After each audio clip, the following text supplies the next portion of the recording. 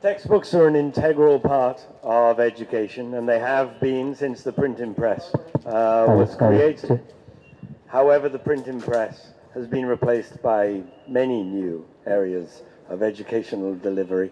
And to talk about that today is our chemistry teacher and head of computer science, Mr. Bivash Chakraborty. Thank you, Alexander. So as he rightly put, textbooks have always been a part of any educational curriculum the world over. But with the advent of AI and constantly a changing world, I think we are looking at a landscape where textbooks may not be integral, and that's the focal point of our discussion today. We have with us an interesting panel. We have our student council leader, Mr. Neil Malani, who will be joining us for this discussion. We have yes, take a seat, Neil. Thank you. We have with us Ms. Rachel Burchett, very enthusiastic, loved by the kids, drama and English teacher. Thank you, Rachel. And more importantly, we have Mr. Richard Hester, who is the director of the Misk Academy in Saudi Arabia, comes with an extensive experience in the educational pedagogical backgrounds, and we are really honored to have all of you on stage joining us for this discussion. Thank you, guys.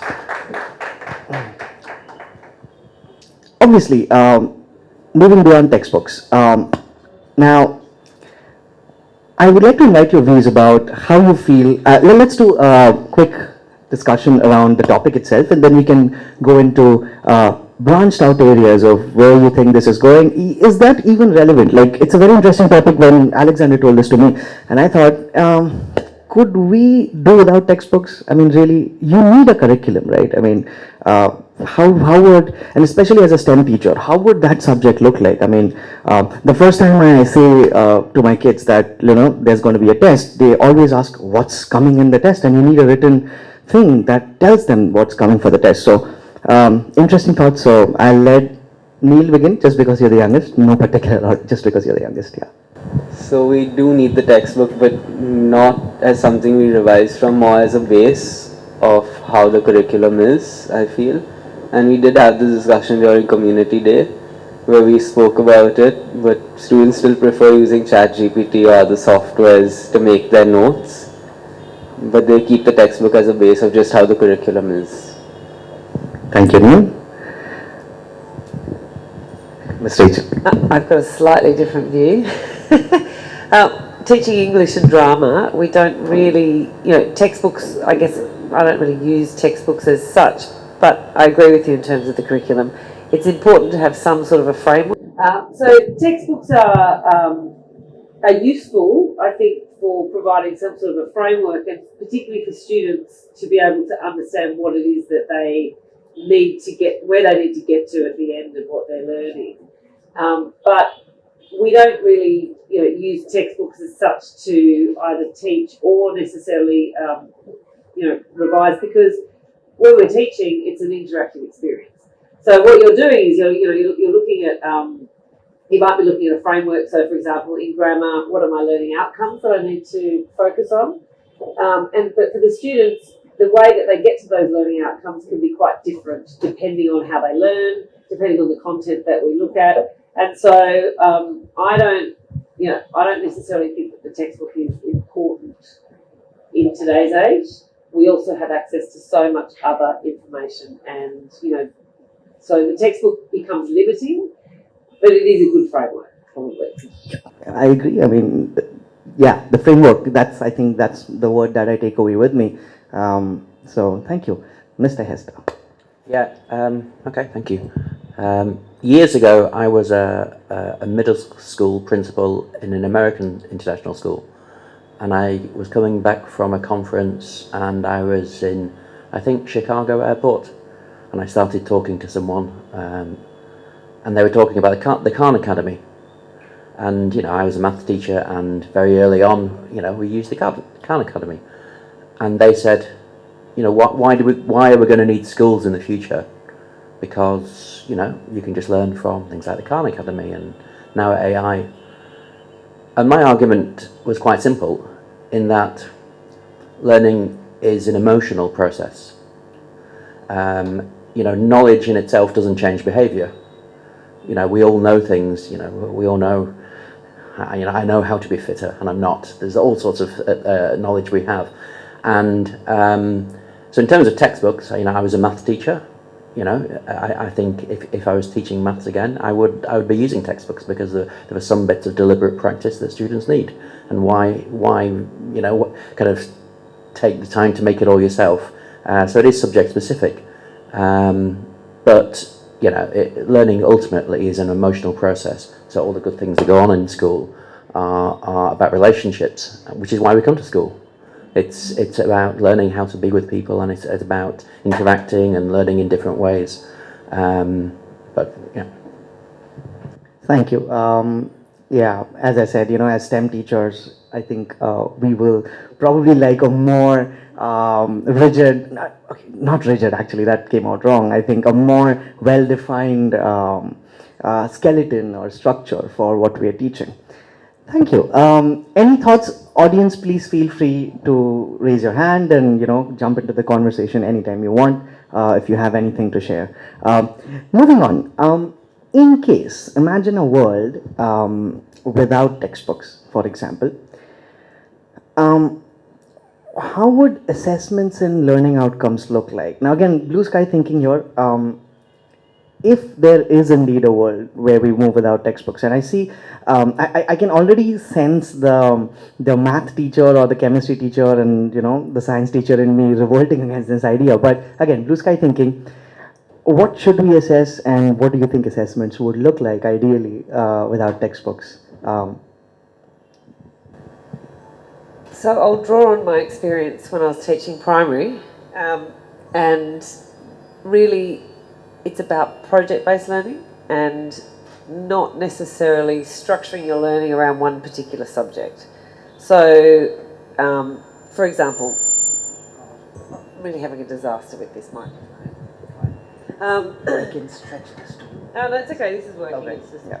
So when I was teaching grade 4, I would base everything that I taught around a novel, around the text. So Percy Jackson. Oh, has anyone heard of Percy Jackson? Brilliant book, love it. That book is about a young boy who finds out that he's a demigod, and his father is Poseidon, the Greek god. And so all of the learning outcomes I based around, I used that text to teach geography, to teach history, to teach science, probably not mathematics as much.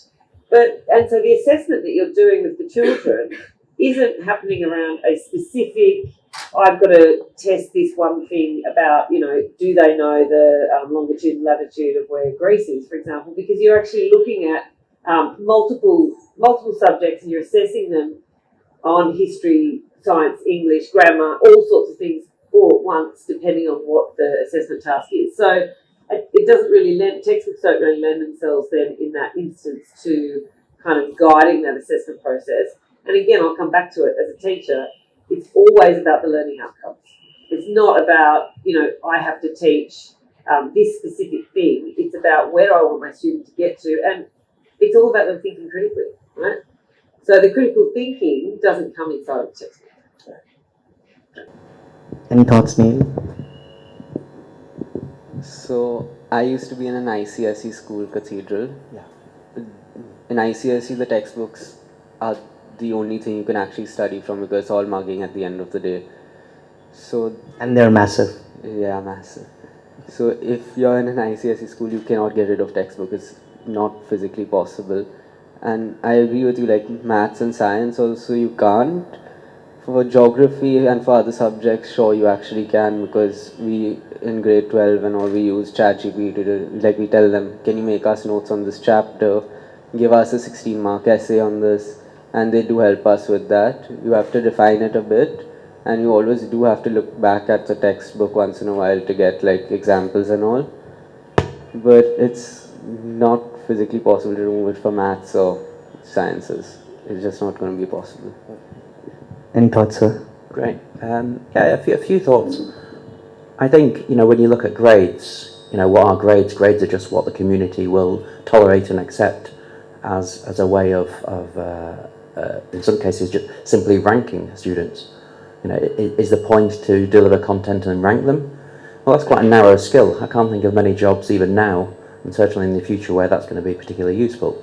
There's a talk on metacognition, I think, later today, and things like metacognitive skills can be taught to students.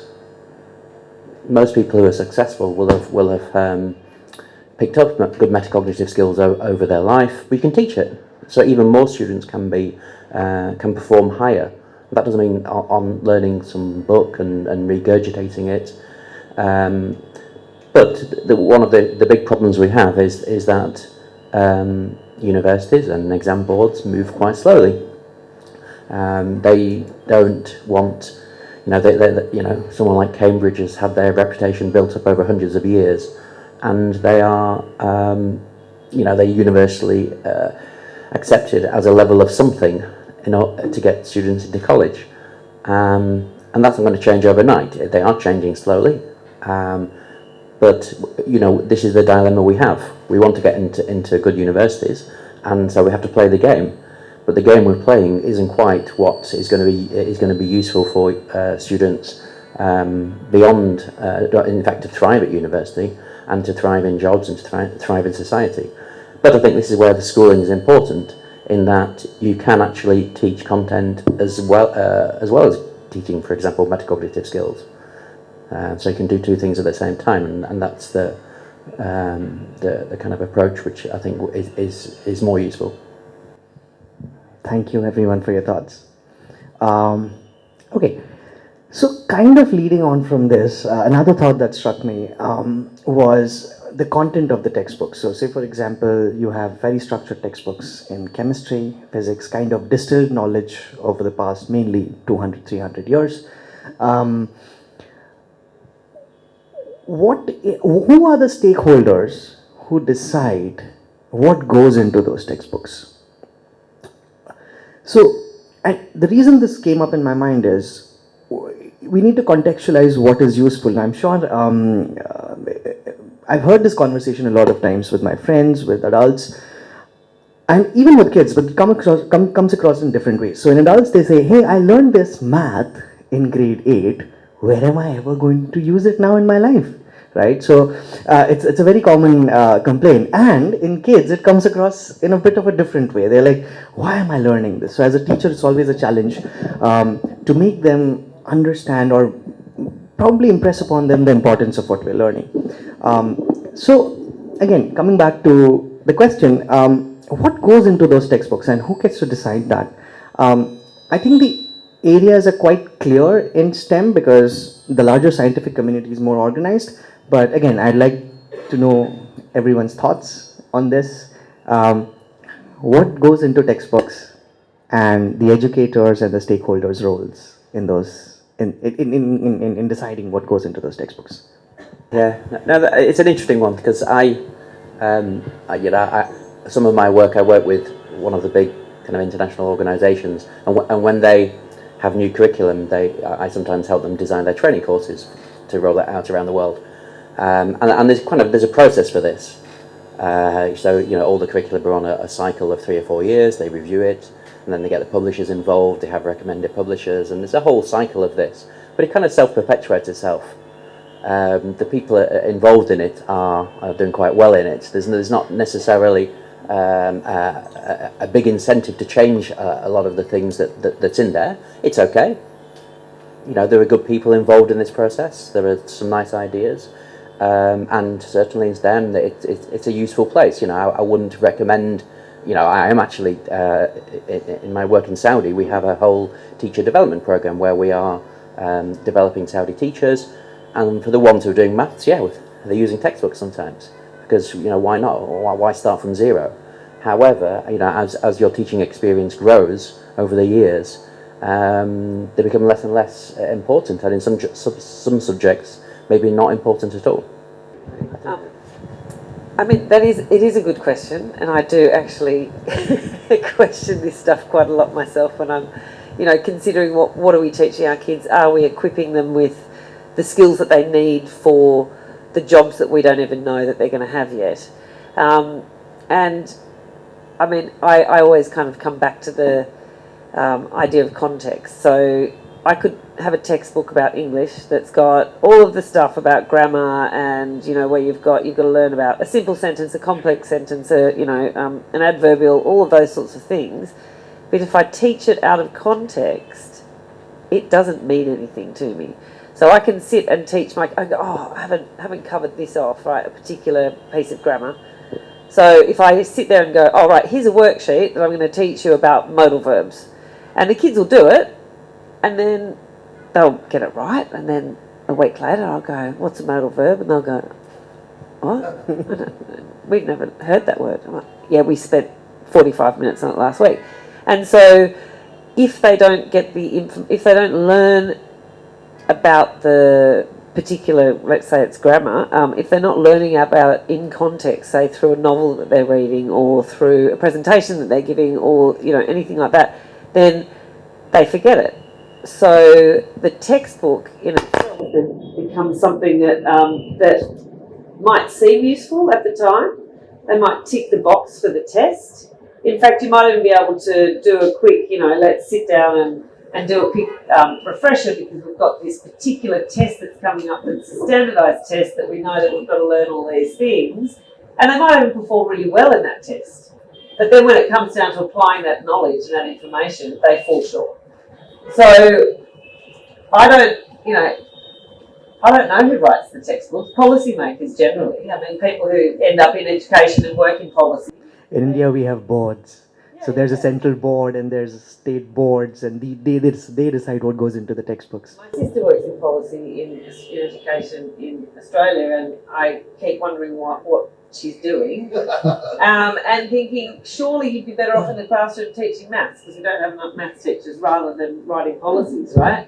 And you know, I think we all have to question what we actually are preparing our kids for. And as you were saying before, everything moves very, very slowly. And what is the purpose of education? Are we wanting our kids to get a good grade because that's going to get them into university? Obviously, we do want that. But what are they learning on, and what's the purpose of it? And, you know, one of DSB's, you know, one of our main values is that learning is lifelong.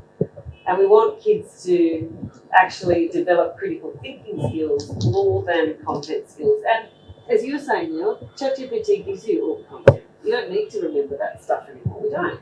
You know, it's there. It's at our fingertips. So, yeah, I don't know. I don't think I answered that. I mean, that's the point, right? Just take it wherever you think it goes. So yeah, Neil. So, like you said, so the state board and the central board and all, they do come up with like a syllabus that we have to follow and all of that.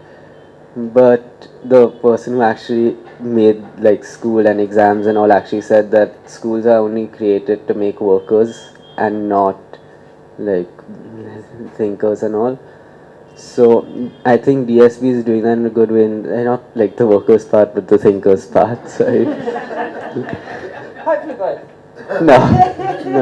They actually do make us think quite a bit. Like every class is personalized to each student or to like the class itself, and they help us think of how to solve a problem and all of that. Like even we also have like cross-curricular week, which is solving a global issue like what we did last year, where we actually had to think about it for quite a bit. So my group, I was leading one group, it took us probably 2 days or so to think about an idea, and then we were like so confused by the end of it. We were just too tired, we wanted to go on our holidays. That's good, but it made you think, right? That's the whole point of it. So Yeah, I agree with that. It did make us think, and we did have a nice relaxing holiday after that, and then IB like killed us. you know, I always like saying that the questions are more important than the answers. So you need to be asking the right questions. Also, I'm sorry, yeah. Sorry, I was also thinking, in many countries, there's been more accountability in all sectors, not just education, but judicial, whatever you want to say, and more performativity and accountability measures have been put in. Before the national curriculum, in England, where I'm from, before the national curriculum came in, there was only one subject that was compulsory in England. Anyone know what it was? No, English wasn't compulsory. No, religion. It was the only subject before the national curriculum came in that you had to teach, and you know, and it's worth remembering that the national curriculum came in for the bad schools. It didn't come in for the good schools. They knew what they were doing, and it's a way. It's similar for textbooks. They're like an insurance policy.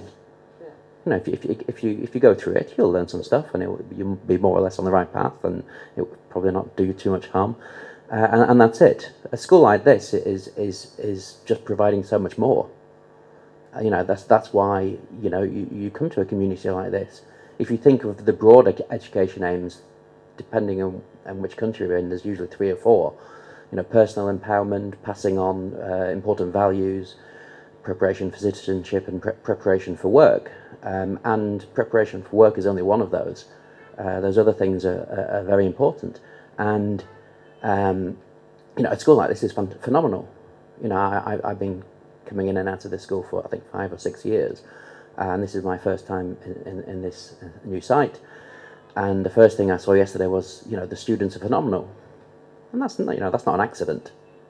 It's not an accident that the students are phenomenal here. You know, it's because of everyone in the community. It's because of the parents. It's because of the teachers, and you know, this is not left to chance. Textbooks wouldn't have done that, for sure. But sometimes they're a good insurance policy. Yes. Yeah. So the other thing is that if we think about who writes the textbooks, and like I'm sitting here next to Neil, who's talking about all these things that he does with his learning and embracing technology and learning from peer learning particularly, and I learn from my students every day. Like, there's stuff that they teach me, so I can't put that in a textbook because I don't even know that it's going to happen. And so you know, education is a partnership with the children, with the parents, with one another, and it's an evolving thing that we are constantly having to reevaluate everything that we're doing. And one thing that worked last year with that group of kids doesn't work this year with the next group of kids, because they fundamentally come at problems differently, or maybe they've learned different things that have scaffolded them to where they are now. And sometimes you'll think, I need to teach this, and then the kids are, you know, way ahead of that already. So the idea of having to kind of shoehorn everything into this textbook, if that's what we're using, which obviously we're not, but, you know, thinking about that, then it doesn't really work for progressive education and for us to be able to develop our kids in the way that they need to develop, and in the way that, you know, the world is forcing them to develop as well. Because things are moving so fast. I mean, we didn't even use the word ChatGPT 6 months ago, and we've said it about 45 times in the last 5 minutes. You know, and it's fundamentally shifted. And this is the first shift, and there's going to be more and more and more of these that will continue, and next year there'll be something else we're talking about. Absolutely.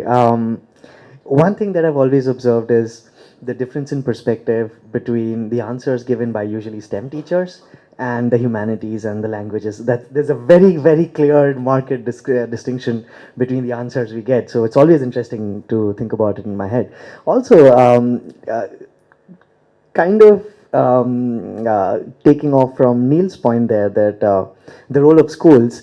There was a Polish psychologist called Laszlo Polgar. Famously had 3 daughters. All 3 went on to become chess grandmasters. The most famous among them was Judith Polgar and Susan Polgar. They're called the Polgar sisters. He described schools as this factories of mediocrity. I'm not even kidding. He's written whole literatures about it. But I think that's stretching the argument too far. And he went on a crusade to actually prove that, listen, I'm going to do it with my daughters. And his daughters turned out fine, but I'm not too sure all of us would kind of subscribe to that worldview. So, yeah. All right. Yes, of course. Like, there's content. Schools are, you know, so I don't want my doctor to not have studied specific things, because, you know, if I've got an issue with my heart, they definitely need to know all of the bits of the heart, and they learn that through pretty structured learning, right? It's like it's a thing. You have to just learn the content. But schools are not just about content, and in fact, I think that content's the least important part of school. It's about socialisation. It's about understanding your place in the world. It's about learning how to manage relationships and how you interact with other people, because it's the beginning of how you're going to have to go out into the world. You will get a job. You'll be working with people that you don't necessarily maybe like or know, or you might have different working styles. So what we're doing in school is preparing our kids for that. So the content, obviously, there's certain things that are important for them to learn, but ultimately, you know, if our kids come out of school happy, if they come out of school with friendships, if they come out of school knowing how to collaborate and work with other people, knowing how to acknowledge and understand when they've got it wrong, when they're actually also taking risks and knowing that they can do that, and what a risk feels like, and what failure feels like, and what success feels like. All of those things, they're the most important parts of life. And we do that through what we teach and how we teach, and that's certainly, you can't write that stuff in a textbook, you know, I don't think. Yeah, absolutely. I don't think any of us will disagree with that. Audience, any questions before I move on to the next talking point? Yes. Sorry, I keep interrupting. No, it reminds me, if I wasn't here today, I would actually be in Doha, because Dylan William is doing a little conference down there. So I'm very glad I'm here. Mumbai is much better than Doha. But one of the things he said is, you know, in terms of intended curriculum, you know, he said, you know, a bad curriculum taught well is likely to be a much better experience for the students than a good curriculum taught badly. And sometimes we think, oh, we have to design these fantastic curriculums and we have to do all these things. And I'm involved in all sorts of exciting things in Saudi with leadership and all sorts of wonderful things. But ultimately, it's the relationship between the teachers and the students. If that, you know, that goes back to that emotional relationship and that process, you know, it doesn't matter your budget, it doesn't matter the written curriculum. If you don't have good teachers who care about the students, it doesn't matter. That kind of, Mr. Hester kind of read my thoughts, because that was exactly what was going to be my next question. In the presence of textbooks, how do educators, you know, take it ahead? And he kind of probably answered the next question. Any other thoughts on how educators can lead on from textbooks? I think we've talked about this in bits and pieces, but if there are any thoughts, please feel free, or else we'll move on to the next thing. Well, one of the things that I focus with the kids, and actually we need to do this better all the time, but if I'm looking at, say, grade 4, and they're thinking, they're doing a project and they've got to do research, what do they need to know? They need to learn how to research, and they need to understand what is reliable. What is a reliable source? There's so much misinformation, and as we go, with AI, I don't know if anyone's seen that ad at the moment with the Google phone, and you can take the photo, and then it just kind of clips the person out, and you can put them in any background, or if they're jumping off the floor, you can make them higher. You can even change the facial expressions on a group. So if somebody's got their eyes closed and they've got a frown and you want the whole group smiling, the AI will do that for you. So it's going to become it's already more difficult, but it's going to become more and more difficult to know, what I'm looking at, is that actually something that happened, or is that real, or is that something that has been doctored? And, they talk about deep fake, and we see stuff all the time. The information gets passed around. COVID was classic for this.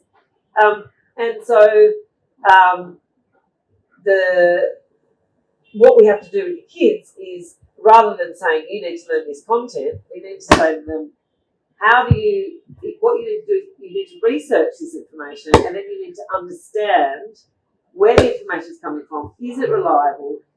How do you cross-check that source? How do you cite that information so that you can acknowledge the person who has created that content and actually become critical thinkers in your own interaction with the content, if that makes sense? Yeah, absolutely. Neil, any thoughts around this? Yes, so in IB we have the E, like Sir mentioned in the speech downstairs. Yeah, the extended essay, sorry. So we do learn how to cite, we do learn how to research, but for us it was too late, and I feel like if we did do it a few years earlier and practiced it a bit more, it would be a bit like it would be much better for us, because it took us probably for our practice E, which was the foundation project, we spent 2-3 months just finding information, collecting it, citing it, and that was way too long because the E is not that important other than to pass for us, but doesn't really get our grade higher, and we don't want to waste probably like 6 months in IB working on it like how we are right now. So the foundation project was a good idea, but if it could be done for the grades below also, and it could be incorporated there, it would help everyone, I feel. And you kind of there supported Ms. Rachel's point earlier that there are skills, important skills that are needed, which are not essentially in the textbook, and as you said, you wish you had learned those skills until it was in your IB year 2 or the end of year 1, which is crucial. Um, I think it's time. It's supposed to be 11:30, and I think we overshot the time a bit. So, any final thoughts from anyone about today's discussion? Uh, any questions from the audience? Yes, sir. Just interested to know, particularly Richard's perspective on this. One of the problems with curriculums is we're all talking about the fact that content is probably now less important. But curriculums are usually agreed by committees, and committees are data weight. I mean, I've seen several reviews of IB curriculum and things like that. Funnily enough, the biology curriculum is much the same, and there's too much in it. Richard, have you got any ideas about how we can change this paradigm so we actually get responsive? Yeah, I think it goes back to what we said earlier, that I don't know the IB as well, but I do work with big global education organisations, and the problem is you get corporatism. You get people who are little cogs who don't really understand the purpose in the big thing. You get a lack of trust, and all these issues you get with corporatism. And the IB was a great example when it started. It's changed phenomenally in those years, and the big global organisations don't really appreciate creativity and innovation so much. They're more concerned with kind of things carrying on the way they are, the status quo, and things are changing, but there's no way that the curriculum is changing nearly as much as we need to do. But it never has. We've been behind the curve for a long time, and the pace is getting quicker. Although I'm generally an optimist about these things, I think schools like this need to be kind of not wait for the big people to change, because I don't think they will quick enough. So it's always a case of, yes, we have to play the game, we have to make sure that we get the grades, the numbers to get into good universities, but to give the children the skills to thrive, not just at university, but beyond that, that they have the self-esteem, they have the curiosity, they have the metacognition, all these things on top of that, because we can't wait. A school like this can be much more agile than waiting for whichever organisation, however much we like them. They're always going to be too slow. Except one of the biggest issue we have is that we are hamstrung by the universities. So they need, in order for them to work out who comes to the university and whether or that person is equipped to study that, they need this sort of, this global assessment, this idea of doing an assessment in a school and sending it out somewhere, and that anyone in the world could mark that assessment to the same standard based on a rubric, right? But we have so much emphasis on lots and lots and lots of subjects. Like the kids, I think the kids do too many subjects. But which ones do you choose, right? Because they all seem important. But then, so I think it all has to come down to project-based learning, and students being able to decide what they want to study, and then the teachers, the experts, coming into that and working out how they can then tailor the parts of their subject area into that interest so that the kids actually are engaged. I mean, that's one of the hardest things in schools, right, is you might have a kid who loves mathematics and science and just thinks I'm terrible in humanities, and they just turn off for a very, immediately. And so how do we keep that engagement going in those other subjects? At some point, the kids are going to have to be much more the orchestrators of their own curriculum. That's a difficult thing. We're not going to solve that problem today. But Can I make a comment, not ask a question? Is that all right? Sure, please. Based on what you just said about the kids, for instance, in mathematics, kids in economics, kids in English, we've got to also bear in mind there are children in our care who love the structure that maths offers, that love to read a book, love being told which books to read, and love knowing what this protocol is and actually working towards this protocol. So this whole idea of us thinking freely is wonderful, and we should always do it, and we should always talk about it. But let's not let this, I'm not saying you are, but I think together we shouldn't let some families, many children still fit within that comfort, because there is only a limited time from when they're growing up to going out there and becoming whatever you want to argue it is, a commodity or an intelligence or whatever. I think you've got to be careful that there is a structure, and the structure also isn't there by accident. yeah, Just a thought. and I think the kids, I agree, they need structure, and because they need to be socialised into the way that the world works, right?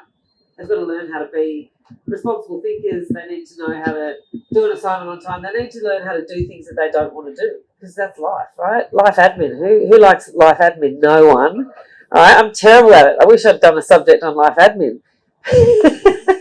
Always interesting how STEM and the social sciences and the languages always are at very different views about these things. But I agree that we do need a certain amount of structure, absolutely. And also I think that teachers would be in the asylum if they didn't have that, because what would we be doing? We'd just be having to think about all of these different things. But the fact that the kids so my daughter's in grade 12 with Neil, and this whole pressure of I've got to decide right now, and I've got to have this idea of all the things that I need to do, and if I haven't done this one subject, it excludes me from doing all these other things, particularly in the sciences.